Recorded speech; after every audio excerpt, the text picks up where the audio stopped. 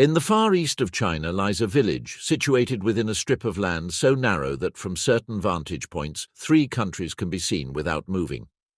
To the west begins the vast territory of China. To the east stretch the forests of Russia. Across a river appear the military outposts and fields of North Korea. Barely 15 kilometers separate this place from the sea, yet China lacks a coastline of its own there. An old border, a railway bridge that is too low, and decades of international rivalries have made Fangchuan one of the strangest villages in Asia. Its inhabitants live surrounded by barriers, checkpoints and cameras, while the region's major powers vie for control of a small corridor capable of altering trade routes in Northeast Asia. Fangchuan is located in Jilin province within the Yanbian Korean Autonomous Prefecture and under the administration of Fangchuan City. Its location corresponds to the southeasternmost point of Chinese territory, very close to the point where the borders of China, Russia and North Korea meet. The village's position is difficult to grasp without a detailed map. Chinese territory there forms a narrow strip extending southeast between 2 countries. Russia occupies the land to the east and north. North Korea stretches to the south, separated from China by the Tumen River. This strip ends a few kilometers from the river's mouth at the Sea of Japan, also known as the East Sea on the Korean peninsula. From Fangchuan, the ocean is visible on clear days. However, the coastline beyond the horizon belongs to Russia and North Korea. China approaches the sea, views its surface from a distance, and retains historical navigation rights on the river, but lacks a direct sovereign outlet at that point. This unique situation makes Fangchuan a village surrounded by borders. The connection to the rest of China depends on a road that crosses a strip of land bordered by the Tumen River on one side and the Russian border on the other. Some sections of the corridor have historically been very narrow and vulnerable to flooding. The landscape offers an unusual combination: wetlands, forested hills, cultivated fields, and vast bodies of water.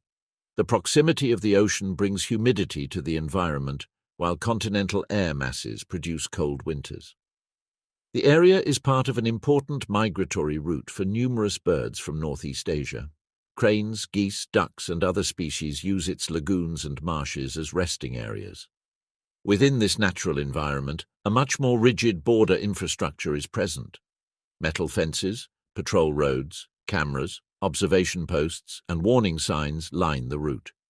The river appears calm for much of the year, although it represents an international line under constant surveillance. On the North Korean bank, fields, small buildings, railway lines, and military posts can be seen. Further east lies Tumangang Station, one of North Korea's connection points with Russia. On Russian territory is Kasan, a small border town belonging to Primorsky Krai. The distances are minimal. The tripoint where the 3 countries meet is located on the Tumen River, near the railway bridge that connects Russia and North Korea. A short distance allows passage from one jurisdiction to another, although the political borders transform that short distance into a complex journey. Fangchuan also possesses a unique cultural makeup. The village lies within a Chinese region with a historical Korean population. For generations, Korean farming communities settled in northeastern China, preserving parts of their language and developing their own traditions within the Chinese state. Modern homes and tourist projects reflect this identity. Restaurants, accommodations, and cultural venues showcase the customs of China's Korean minority.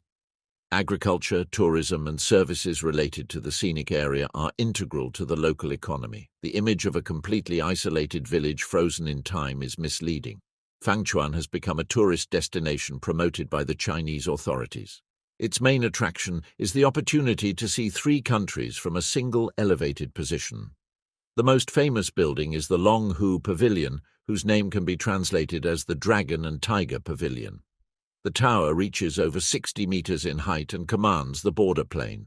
From its platforms one can see the Tumen River, the railway facilities, neighboring towns, and, weather permitting, the coastline. Visitors arrive via a controlled route and access the area following special procedures. The proximity of border installations imposes restrictions on movement and the use of certain equipment.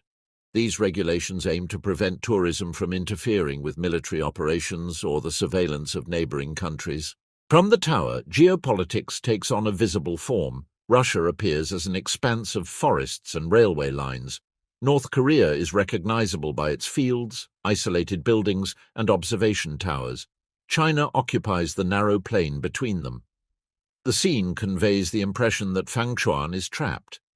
Yet the village also functions as a deliberate territorial presence. Its inhabitants, roads, and buildings confirm the continuity of Chinese sovereignty over an area that, during the last century, has suffered disputes, floods, and border shifts. The importance of the place far exceeds the size of its population. Fangchuan is the closest Chinese point to a potential river outlet to the Sea of Japan. From this village, the industries of northeastern China are within easy reach of the Pacific Ocean. The provinces of Jilin and Heilongjiang have large cities, agricultural areas, mines, factories, and railway connections. Even so, much of their merchandise must travel long distances to Chinese ports further south, especially Dalian and other maritime complexes on the Yellow Sea. A navigable route along the Tumen River could shorten some journeys and facilitate access to Japan, South Korea, and the Russian Far East. This possibility transformed the small village into a strategic piece within much larger logistical projects. The paradox is evident. Fangchuan is close to the ocean and at the same time separated from it. It has a river connected to the sea, although that river flows through territories and structures controlled by other countries. It is part of a global economic power, but depends on decisions made in Moscow, Pyongyang, and Beijing to fully develop its geographical position. This situation arose during a period when China lost vast territories in the northeast. To understand why Fangchuan ended up sandwiched between Russia and North Korea, it is necessary to go back to the 19th century, when empires drew the modern borders of East Asia. During the first half of the 19th century, the Qing dynasty ruled a vast territory, though it faced increasing internal and external pressures. European powers sought to open Chinese markets, while the Russian Empire expanded its reach into Siberia and the Pacific Ocean. The northeastern borders were imprecisely defined. Large areas of forests, mountains, and wetlands remained sparsely populated. The distance from Beijing hampered administrative control, and available maps offered incomplete representations of the terrain. Russia understood the strategic value of this region. Access to Pacific ports allowed it to consolidate its expansion across Asia, protect its eastern territories, and participate in maritime trade. China, weakened by internal conflicts and the Opium Wars, lost its capacity to defend its positions. In 1858, the Treaty of Agon significantly altered the border. The Qing dynasty ceded extensive territories north of the Amur River to Russia. 2 years later, the Convention of Peking completed the transfer of the region east of the Ussuri River. Russia thus gained extensive access to the Sea of Japan. There it founded and developed Vladivostok, a city that would eventually become Russia's main base in the Pacific. China lost much of its direct access to that sea. The new border shifted southward, approaching the Tumen River. However, the demarcation left China with a narrow strip along the river and a point near its mouth. Interpretations of the treaties, the placement of boundary markers, and limited knowledge of the terrain led to further disputes. In the following decades, Chinese officials complained that some border markers had been incorrectly placed.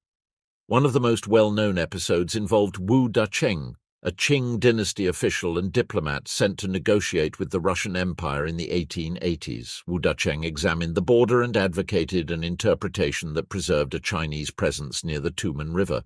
The negotiations resulted in the correction of certain markers and reaffirmed China's right to navigate the river to the sea. One such historical symbol is preserved in the Fangchuan region. It is an old boundary marker associated with the Qing period border negotiations. Its significance transcends its size, as it represents China's effort to prevent the Russian border from completely severing its river connection. The right of navigation offered a valuable opportunity. Chinese vessels could sail down the Tumen River and reach the sea, even though the country lacked its own coastline at the river's mouth. Limited fishing and commercial activities developed during certain periods.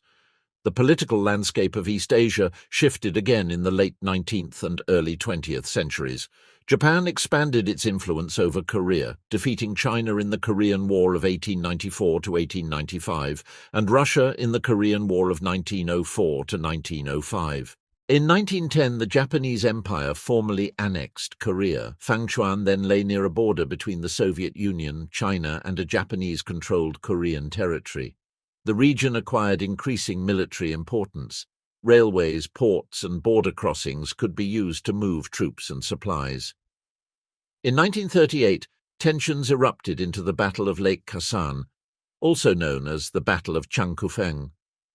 The battle took place in the hills near present-day Fangchuan and pitted Soviet forces against Japanese troops stationed in Korea and Manchuria. The dispute arose from the interpretation of the border near Lake Khasan and Zaoziornaya Hill. Japan believed that Soviet troops had occupied a position within its territory. The Soviet Union maintained that the area was within its borders. Thousands of soldiers participated in the fighting. There was artillery, tanks, aircraft, and assaults against fortified positions. The Soviet forces ultimately held the ground, although they suffered considerable losses. The episode confirmed that this small region could become a battleground between great powers. After World War II, Korea was divided. The Soviet Union occupied the north of the peninsula, while the United States administered the south. In 1948, the Democratic People's Republic of Korea was founded, and the border opposite Fangchuan became part of the new North Korean state. The Korean War intensified the militarization of the entire region. China intervened in the conflict in support of North Korea, while the Soviet Union provided material and strategic support. Despite the ideological alliance, the borders remained strictly controlled. In 1959, the Soviet Union and North Korea inaugurated the Friendship Railway Bridge over the Tumen River. The structure connected the Russian station of Khasan with Tumangang in North Korea. From then on, it became the main direct rail link between the two countries. The bridge acquired enormous logistical and political importance. Goods, official delegations, and special trains traveled along its tracks. However, its design created a problem for China's maritime aspirations. The structure was built at a low height above the water. Its sections allow the passage of small boats, but limit the navigation of larger vessels. Any Chinese project aimed at establishing a trade route along the Tumen River needs to consider the bridge's height, the river's depth, and the cooperation of Russia and North Korea. The geography also underwent natural alterations. Flooding of the Tumen River repeatedly eroded the low-lying areas of the corridor. A flood in the 1950s severely damaged the land connection to Fangchuan and exacerbated its isolation. The narrow strip known as the Yangguan Embankment was the only land link to the rest of China. Erosion and shifting riverbeds reduced or cut off sections of the road.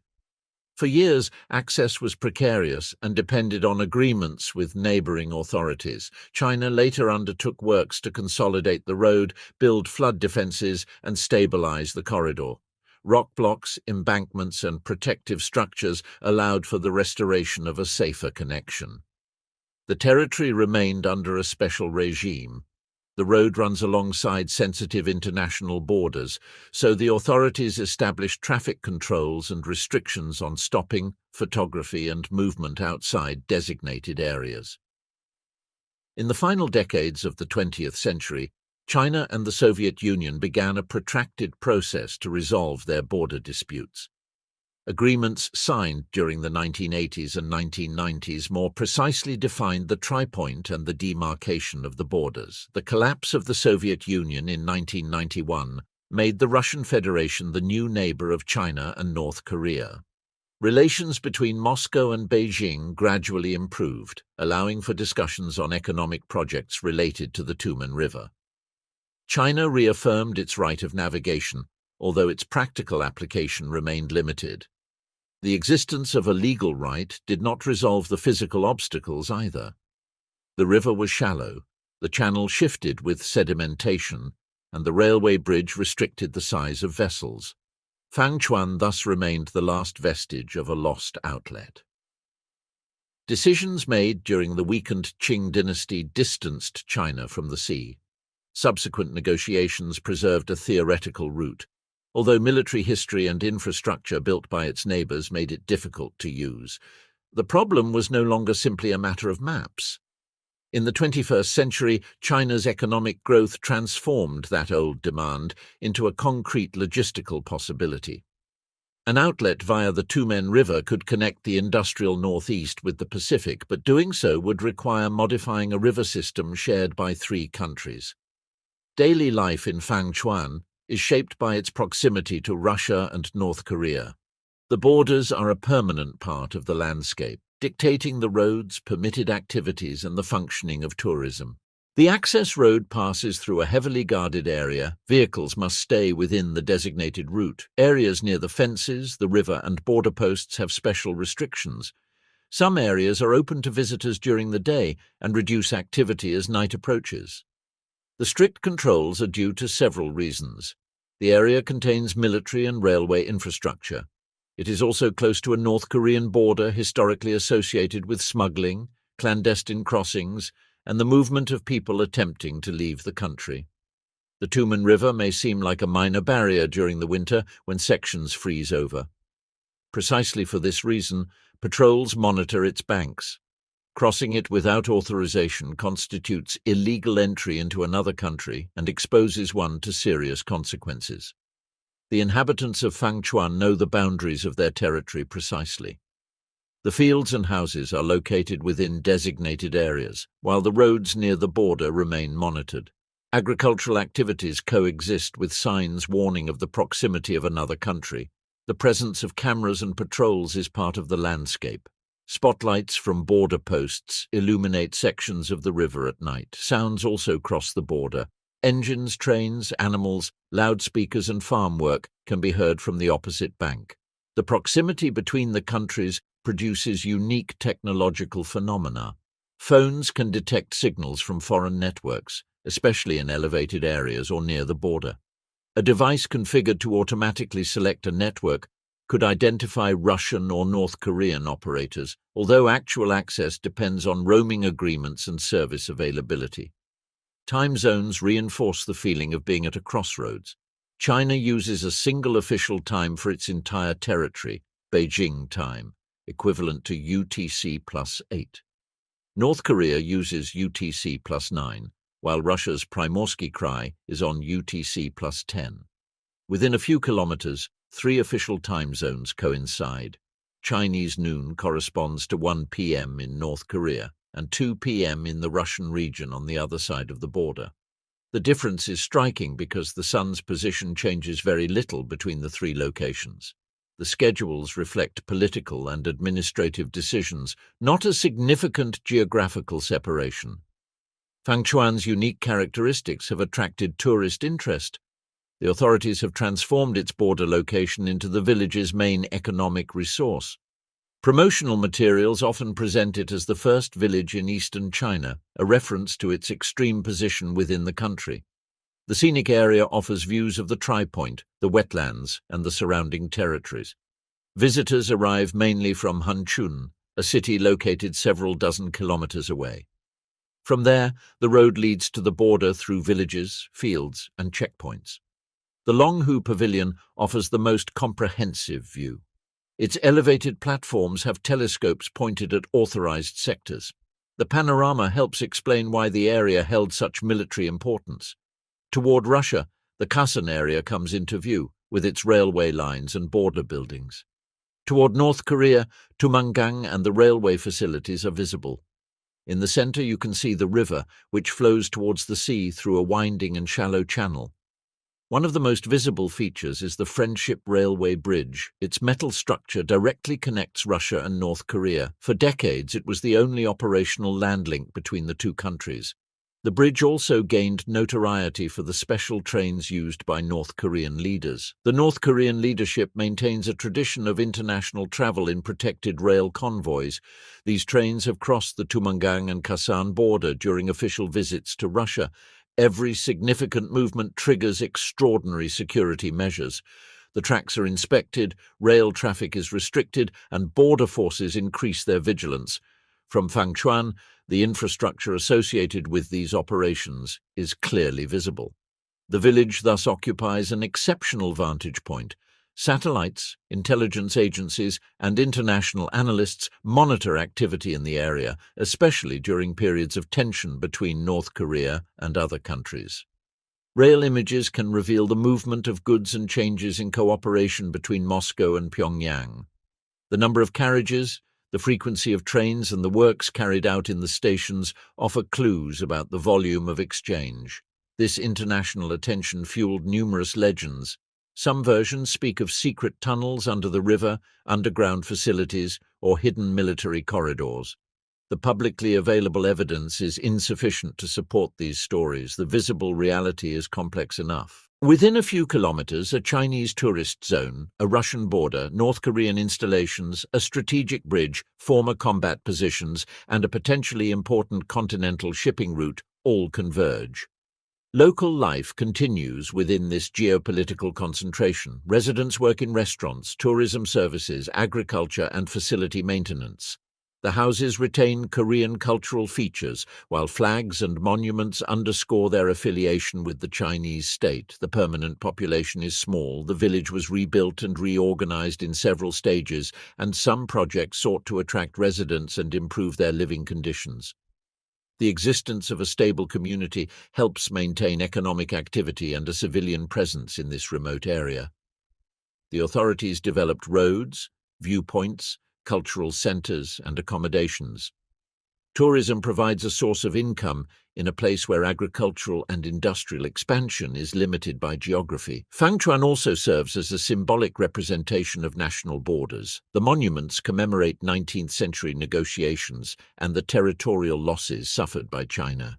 The view of the sea from a landlocked location reinforces this historical narrative. Visitors gaze upon an ocean just 15 kilometers away, yet separated by political lines. This distance is less than the size of many cities, but overcoming it requires agreements between three governments. The image of a walled village is geographically accurate, though incomplete from a human perspective. Fangchuan is part of a regional network centered on Fangchuan. The nearby city has road and rail connections to other parts of China and to border crossings into Russia. Fangchuan developed as a cross-border trade hub. Signs in Chinese, Korean, and Russian adorn its streets. Merchants, transporters, and visitors participate in an economy shaped by the proximity of the three countries. The village represents the most delicate end of this network. Every political shift among China, Russia, and North Korea can influence tourism, transportation, and development prospects. Improved relations can spur logistical projects. A diplomatic crisis can halt them.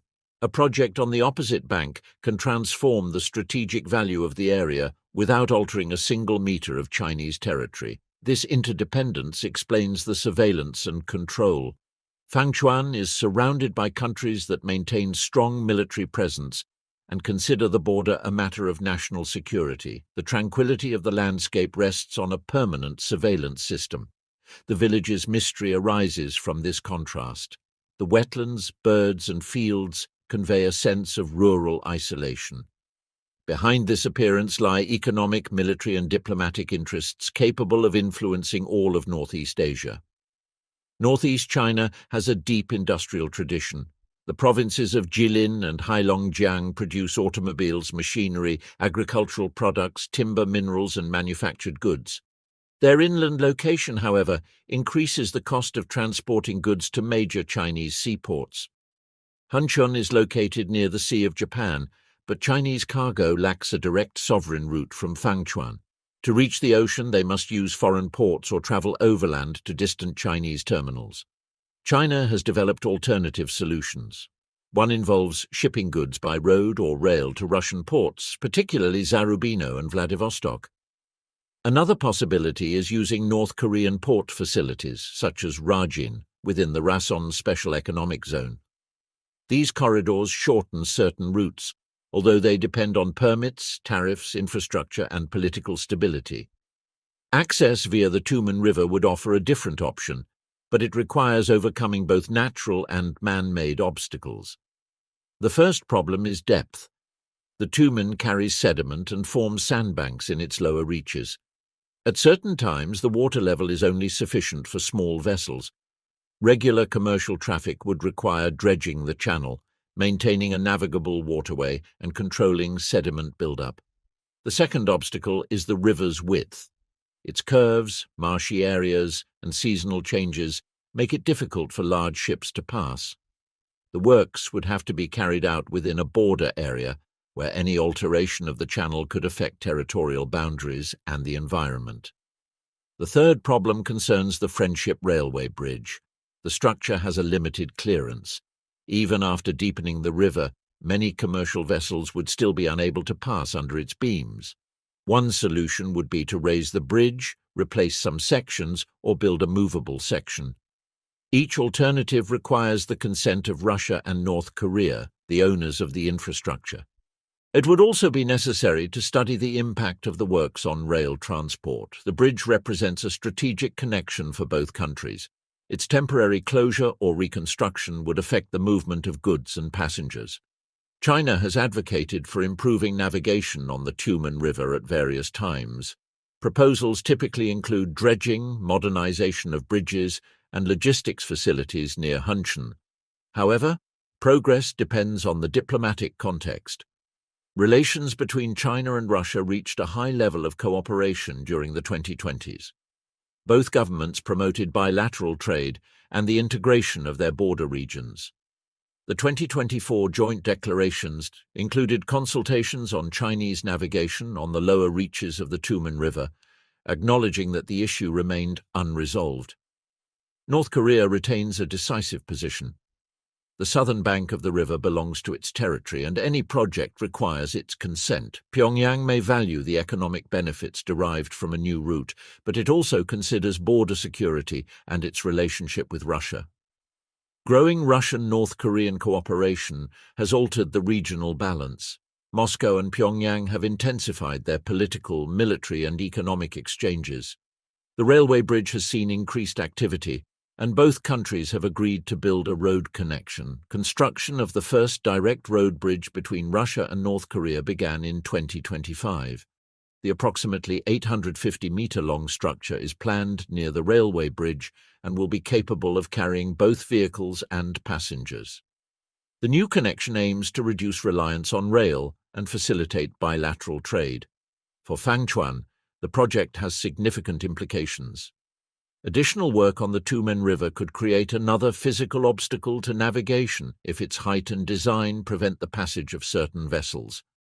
The project also demonstrates that Russia and North Korea are developing their own transportation corridor without needing to transit through China. From Beijing's perspective, the strengthening of that route increases the urgency of participating in regional planning. The North Korean port of Rajin is another key element. Russia modernized a railway line connecting Kasan to Rajin and gained access to port facilities. This route allows Russian goods to be transported to an ice-free port for much of the year. The route crosses North Korean territory and avoids the Chinese Fangchuan Strip. Trains can travel from Russia to the coast without using Chinese infrastructure. Thus, the village watches as its two neighbors exploit a nearby maritime outlet. China has far greater economic capacity, although geography limits its scope of action. The country can finance roads, terminals, and dredging, but lacks the authority to unilaterally alter a border river or replace foreign bridges.